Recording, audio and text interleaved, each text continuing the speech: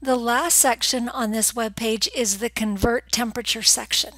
And in this one, we want to be able to gather the Fahrenheit temperature and convert it to Celsius.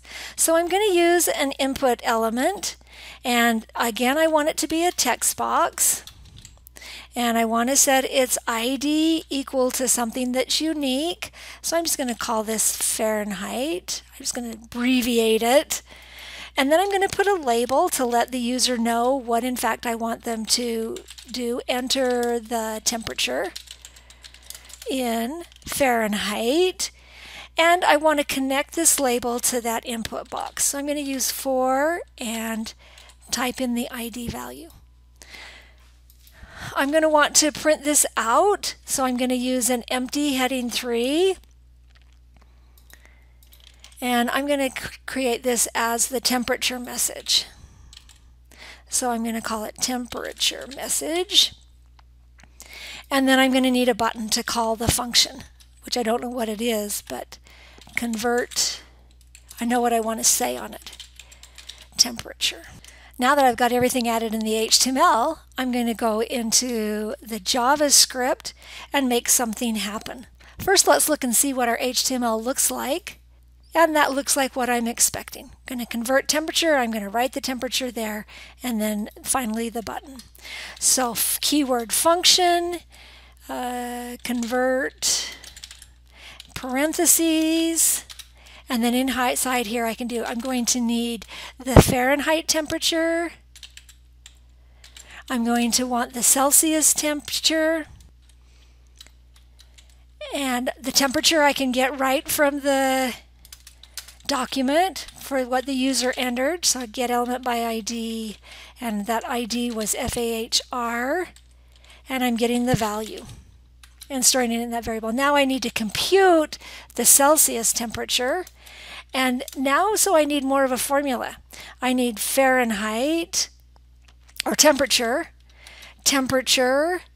minus 32 times 5 divided by 9. That's the formula, but there's a couple problems with this. One is order of operations. So I want this to be subtracted first before multiplication. But just like in many math situations, multiplication has a higher precedence. So it is with JavaScript, which means the 32 times 5 would happen first. And we don't want that to happen. So we can use parentheses to change the order and say, okay, do the temperature minus 32 first, then multiply by 5, then divide by 9. Now you see lots of the operators, the multiplication operator, the division operator, and the subtraction. Now we're getting strings. Temperature is a string, but there's no subtraction operator that works with strings. So JavaScript will automatically convert this to a number. So we won't need the parse float like we did when we were adding strings together. So it will automatically convert it for us. And then we want to write that out, our message out. And this is our,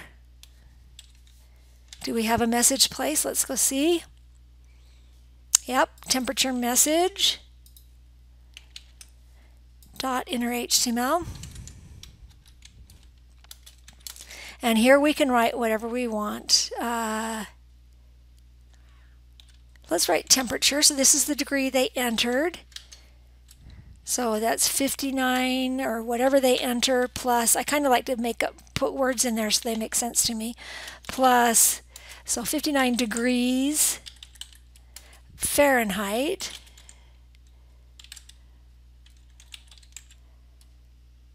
is that many degrees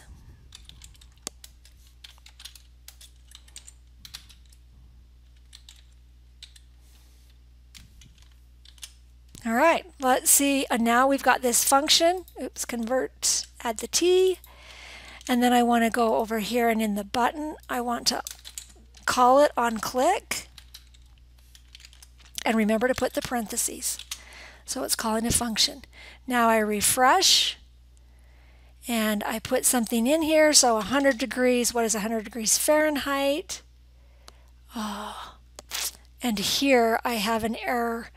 So it says that on click is having a problem because convert is not defined. Let's go find why convert is not defined. Oh, it's because I haven't saved it. So let's go ahead and save it and see if it works this time. So now I put 100 in there, Fahrenheit, and convert. Oh, 100 degrees Fahrenheit is 37 point. Wow, look at all those digits. This looks like a problem to me. I don't want to put that many digits. I want maybe 1, maybe 2 digits, but not so many. So the way I can do this, when it does this math, it's going to keep lots of precision in this variable, and that's fine. We want the precision to be left there. We may need it later, but we don't want it to display. So when we're outputting it, we can specify how much to show. So we can, and you do that with the built-in function toFixed. And in here you put how many digits you want. So let's say we want 1. We can refresh it. And now when we put 100 in there, we click convert temperature and it only shows 1. If we change that to show 3, now we refresh it. We put 100 in there and we click convert and we get 3 digits after the decimal place. So when we're using that toFixed operation, we're saying how many digits after the decimal place to use. Go back to 1 and refresh. I'm saying I want 1 digit after the decimal place. I put 100 in there and convert temperature. Now we'll want to try a few things to make sure we've got the right one.